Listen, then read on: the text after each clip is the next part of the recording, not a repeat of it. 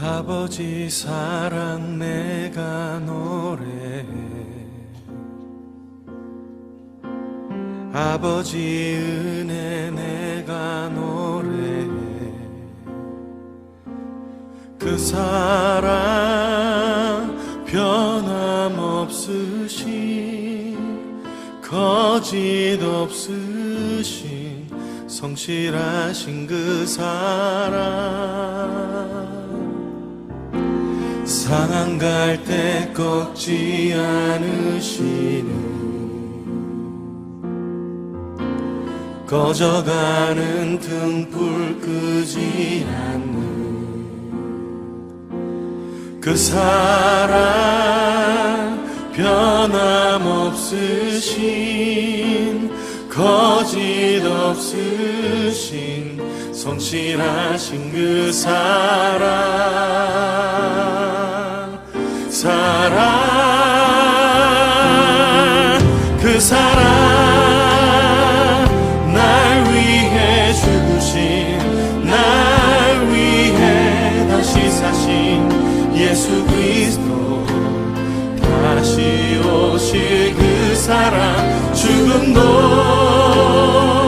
생명도 천사도 하늘의 어떤 권세도 끊을 수 없는 영원한 그 사랑 예수.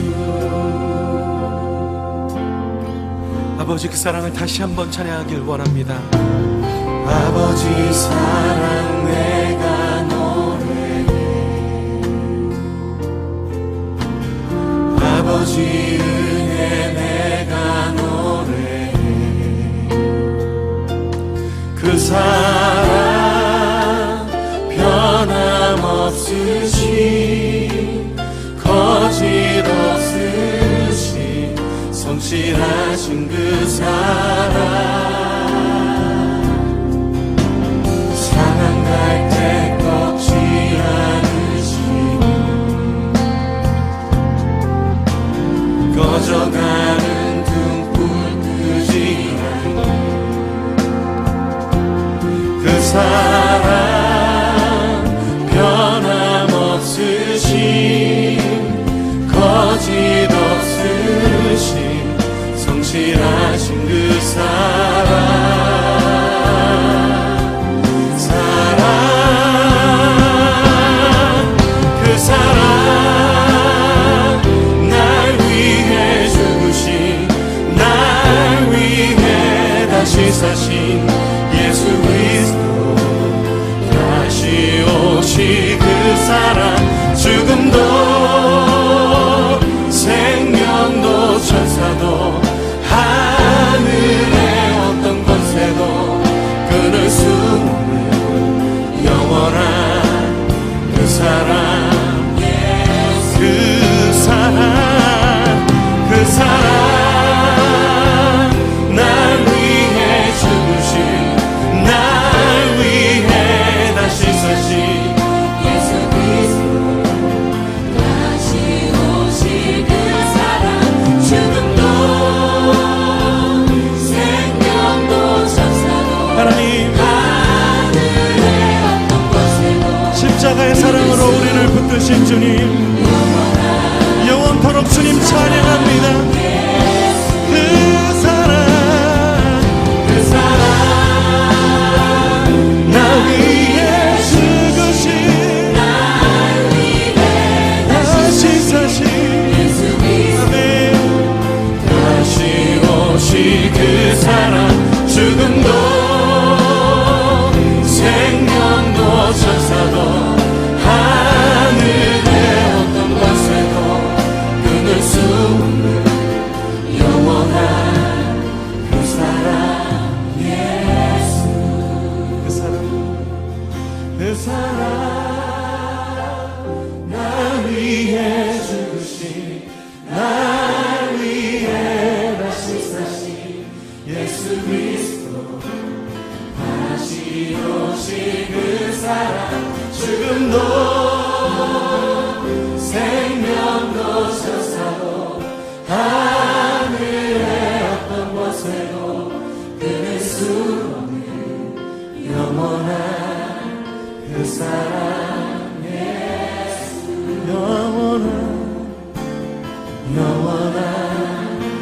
사랑 예수 영원한 그 사랑 예수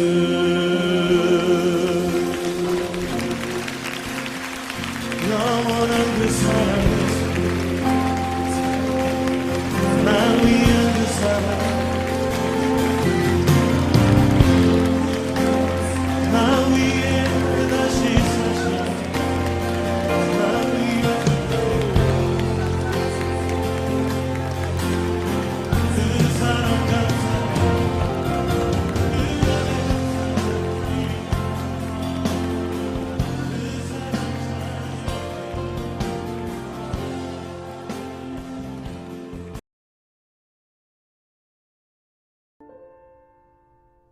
빌립보서 3장. 그러나 무엇이든지 내게 유익하던 것을 내가 그리스도를 위하여 다 해로 여길 뿐더러 또한 모든 것을 해로 여김은 내 주 그리스도 예수를 아는 지식이 가장 고상하기 때문이라.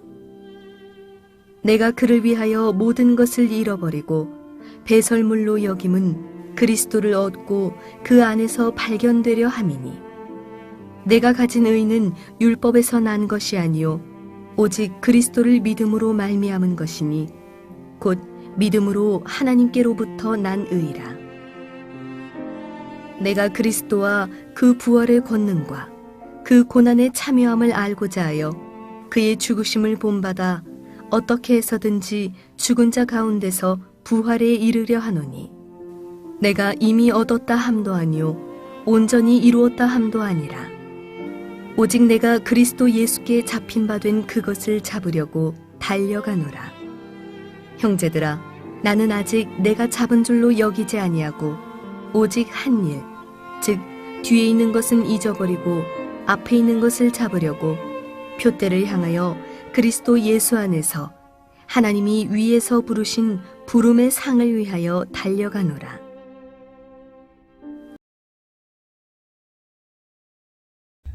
안녕하십니까?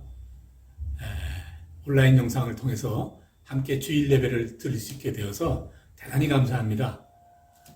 오늘 여러분들이 계신 그곳이 바로 하나님이 기뻐하시는 교회가 되기를 바라고, 그러므로 하나님께서 기뻐 받으시는 예배 우리가 드릴 수 있기를 간절히 바랍니다. 오늘 설교의 제목은 배설물같이입니다.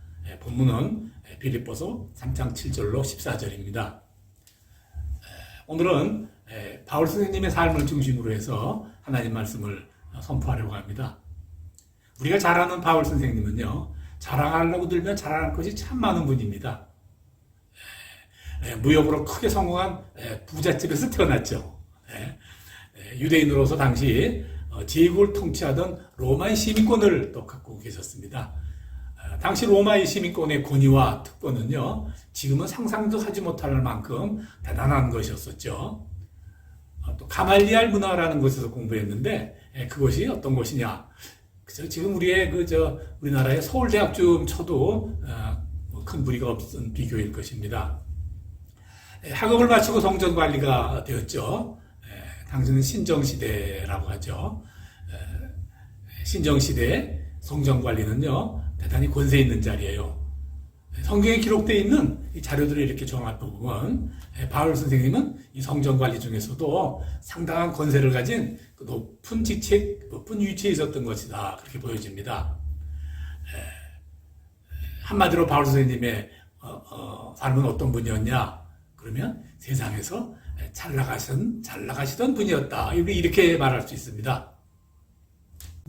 이제 그런 그가요, 나이 40이 되었을 때 예수 믿는 사람을 잡으러 다메섹 도로를 이렇게 가던 길에서 환상으로 예수님을 만나게 되죠.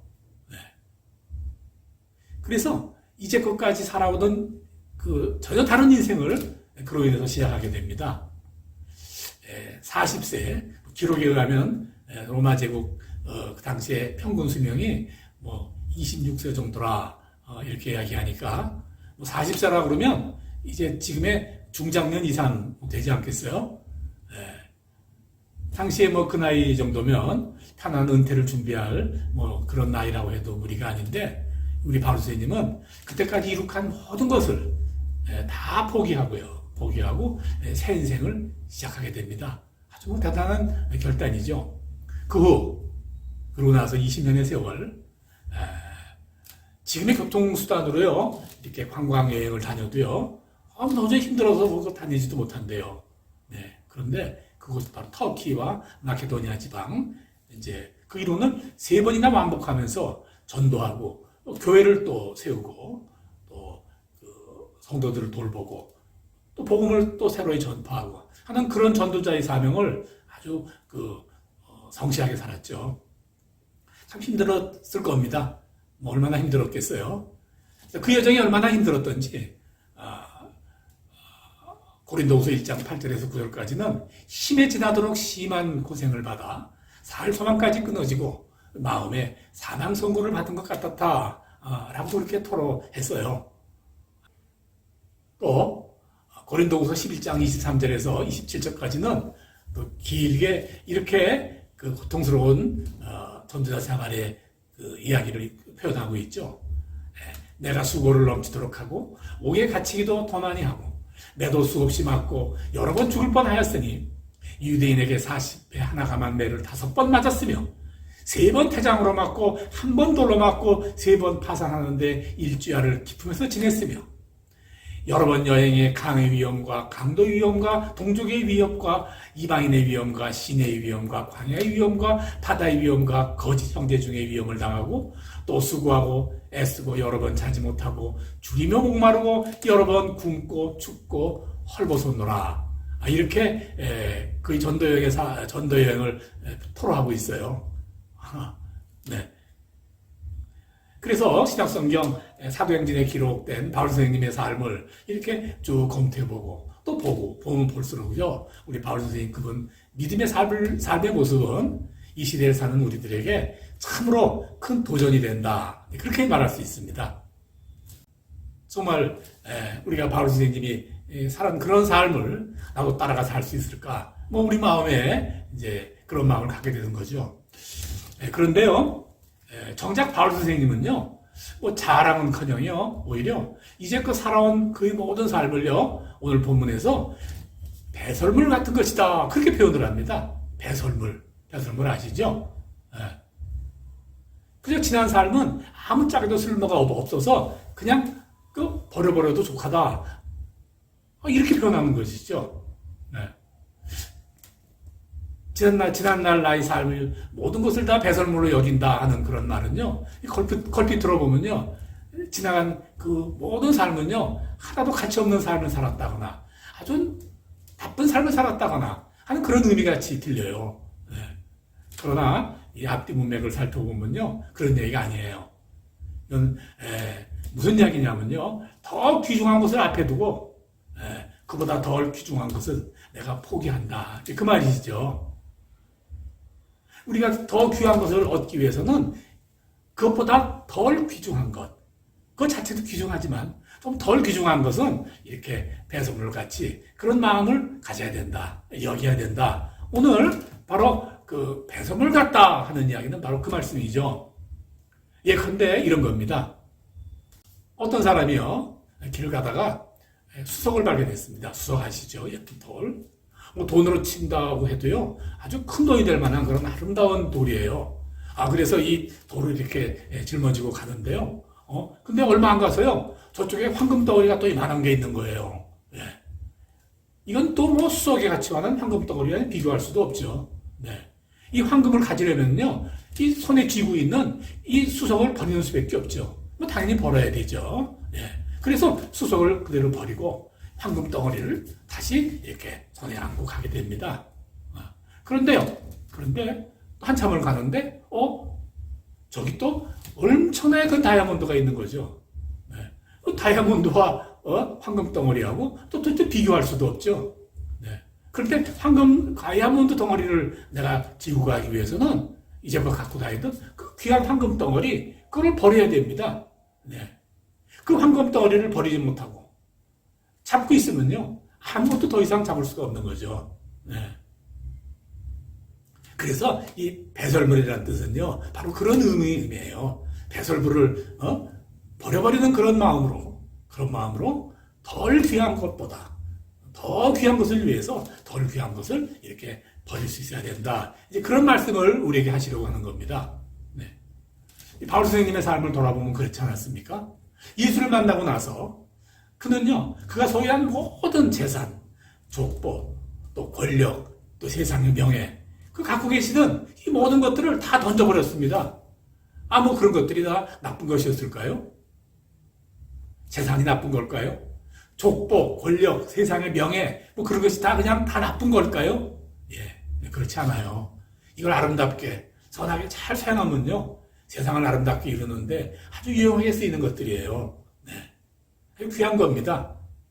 그럼에도 불구하고요, 그가 가지고 있던 그러한 재물, 명예, 족복, 권력 이런 것들을요 다 던져버린 것은요, 바로 그 다메섹 길, 다메섹으로 향하던 길에서 만난 바로 그 예수님이 그런 모든 것을 보다도 훨씬 더 귀한 것임을 발견했기 때문에 그런 것이죠. 그렇지만요, 지금까지 우리가 정말 귀한 것이다, 이것이야말로 정말 참으로 가치 있는 것이다라고 우리가 오랫동안 이렇게 잡고 왔던 것을요, 이렇게 하루아침에 버려버린다는 것은 절대 이렇게 말같이 쉬운 일이 아니에요. 네. 그것을 갖다가 이렇게 배설물 같이 여겨버리는 마음을 갖는다는 것은 그래서 쉬운 일이 아니에요. 그러니까 오늘 박 선생님이 오늘 우리에게 권면하시는 거죠. 우리 지나간 모든 것을 우리가 배설물 같이 여겨야 된다, 그런 것이죠. 그런데 문제는요, 사람들이 더 귀중한 거, 덜 귀중한 거, 이거를 제대로 판단하지 못한다는 겁니다. 네. 이 세상에는요, 오히려 반대로 그저 귀하지 않은 것을, 덜 귀한 것을, 그걸 잡으려고 더 귀한 것을 그대로 이렇게 팽개쳐버리는 일이 아주 비일비재하죠. 네. 왜 그럴까요? 몰라서 그래요. 몰라서. 며칠 전, 그러니까 지난주죠, 조선일보에 이렇게 이런 재밌는 이야기가 하나 나와서 제가 한번 편안한 마음으로 읽었어요. 참 속상하더라고요. 네. 또 실제 얼마 전에 있었던 그런 재판 이야기를 이제 이렇게 설명하는 거예요. 뭐 그런 프로그램 있잖아요. 네. 그 내용이 이런 겁니다. 부부가 살았는데, 평범한 부부예요. 그 가정에 아파트가 두 채가 있어요. 1가구 2주택. 그래서 세금 많이 매긴다고 그러지 않아요? 그러니까 세금 때문에 항상 걱정도 되고 또 머리도 아프고 그래요. 근데 어느 날 남편이 말이죠, 아내한테 이렇게 말하는 거예요. 여보, 우리가 아파트 한 채씩 각각 갖고 우리가 이혼을 하자, 서류상으로만. 그러는 거예요. 근데 아내가 가만히 듣고 보니까 맞는 것 같아요. 그래서 그래, 우리가 이혼을 하는데 그래서 서류상으로만 이혼을 하는 거예요. 이 세금 다 해결되고 끝나면은 다시 원위치, 그런 거죠. 네. 그런데요, 도장을 찍고 불과 2주밖에 안 돼가지고요, 2주가 반에 안 돼서 남자가 다른 여자하고 혼연을 한 거예요. 근데 그것이 또 그냥 뭐 대충 사는 게 아니라 엄청 잘 사는 거예요, 아주. 네.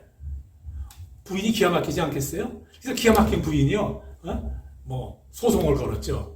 이거 우리가 했던 거 다 가짜 이혼입니다. 근데 이거 안 된답니다. 소송에 졌죠. 네. 당연히 졌죠. 이 부인이 얼마나 억울하고 기가 차겠어요. 그래서요, 이것저것 전 남편이죠, 이제. 전 남편에 가가지고 막 그냥 이렇게 소송도 벌고요. 또 이렇게 가서 또 자기 전 남편의 새로 부인된 사람은 또 사업장에 가서 또 막 이렇게 또 소송을 벌이고 그러다가요, 벌금만 물었대요. 네. 이렇게 재밌는 이야기 만든 게 아니라 이제 실화입니다, 실화. 네. 그렇잖아요? 두 채 아파트 세금이 걱정되면요, 어떻게 해야 되나요? 당연히 한 채를 팔아야죠. 아니, 아파트가 두 채면 한 채 파는 게 맞지? 왜 멀쩡한 사람끼리 이혼을 하냐고 말이에요. 안타깝고 기가 막힌 이야기죠. 그렇지만 이는 뭐가 더 귀한지 덜 귀한지 구별을 못한 그런 탓이에요. 뭐 이런 일이 세상에는 뭐 이런 이야기만이 아니더라도 참 우리 주변에 많아요. 세상에 살면서 더 귀하고 덜 귀하고 이 판단하는 기준이 있습니다. 당연히 우리가 더 귀한 것을 찾아야 되는 택해야 되는 그런 기준이 있어요. 세 가지입니다. 오늘 본문 12절에서 14절까지를 제가 먼저 읽겠습니다. 내가 이미 얻었다 함도 아니요 온전히 이루었다 함도 아니라 오직 내가 그리스도 예수께 잡힌 바 된 것을 잡으려고 달려가노라.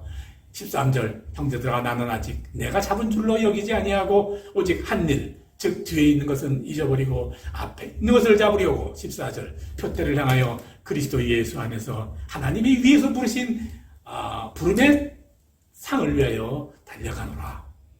예. 첫째 중요한 것은요 지도보다 방향입니다. 네. 지도를 택할 것인가 방향을 택한 것인가 할 때 방향을 택해야 된다. 이제 그 말씀이에요. 내가 세상에 살면서 습득한 지식, 또 경험, 뭐 이런 거 있잖아요. 이것은 사망에서 길을 표시한 바로 그런 지도 같은 겁니다. 뭐 사막에서는 바람이 불면 쉽게 길이 없어지잖아요. 네?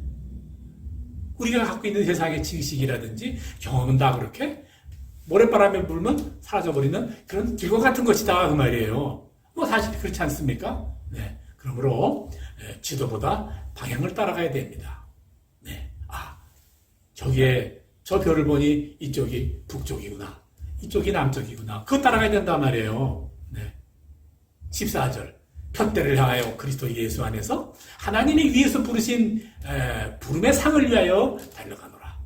하나님이 부르시는 그 방향을 바라봐야 된단 말이죠. 네. 인생의 표대는 하나님이시다 그 말이네요.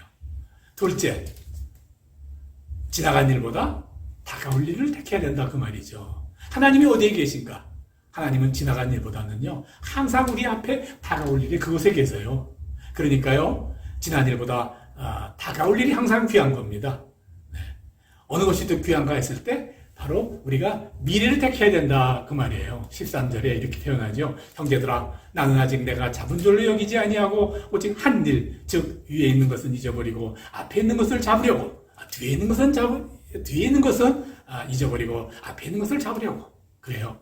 지나간 것에 얽매이는 것이 아니라 항상 다가올 일을 향해서 선택에 손을 내밀어야 된다. 그 말씀을 하는 거죠. 셋째, 무엇보다 우리가 가장 비교할 수 없는 가장 귀한 게 있어요. 이건 비교의 대상이 아닌 게 있어요. 네. 그건 바로 생명이에요. 생명. 네, 생명. 부활의 생명이 이르기까지 우리는 결코 믿음의 여정을 중단하지는 안 돼요. 지금 바울 선생님이 이 본문을 소신을 작성하고 계신 이때는요. 지금 감옥에 갇혀 있을 때예요. 네. 사형 집행을 기다리는 입장이란 말이죠. 언제 내 삶이 끝날지를 모르는 그런 상황이에요. 모든 것이 다 끝난 것 같습니다. 그러나 바울 선생님은 나 이제 그만하자. 이제 모든 것이 다 끝났다. 이렇게 하지 않았어요.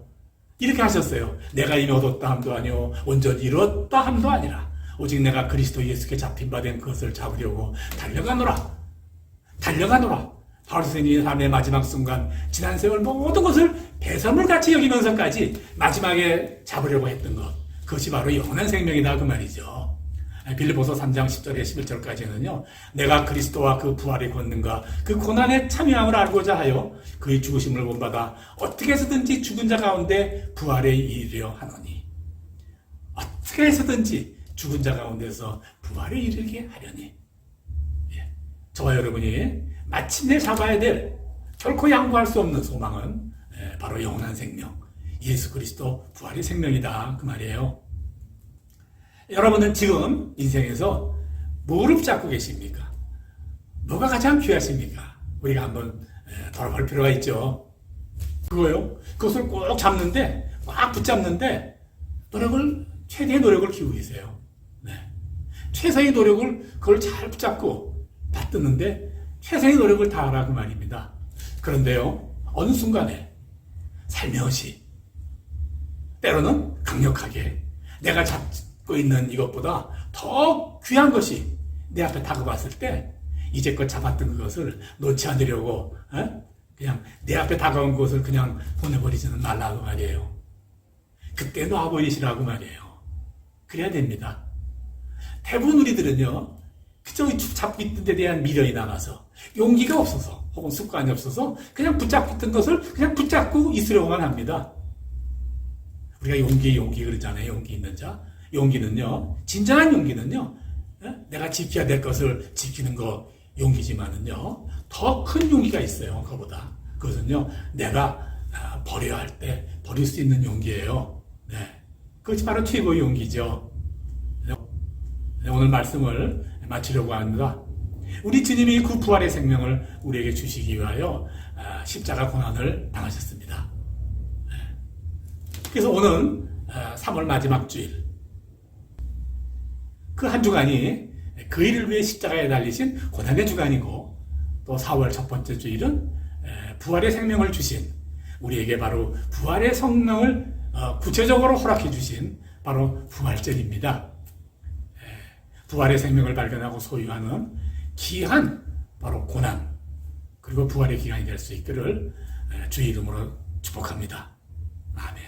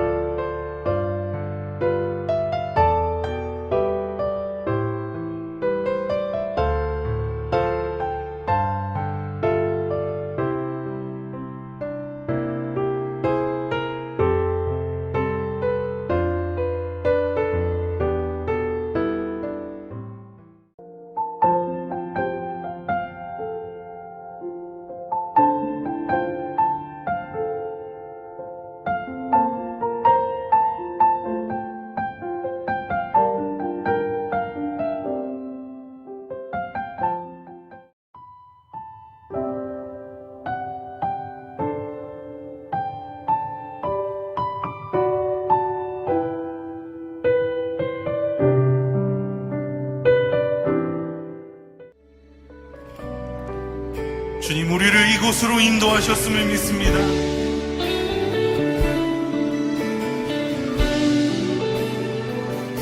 주를 위한 이곳에, 주를 위한 이곳에 예배하는 자들 중에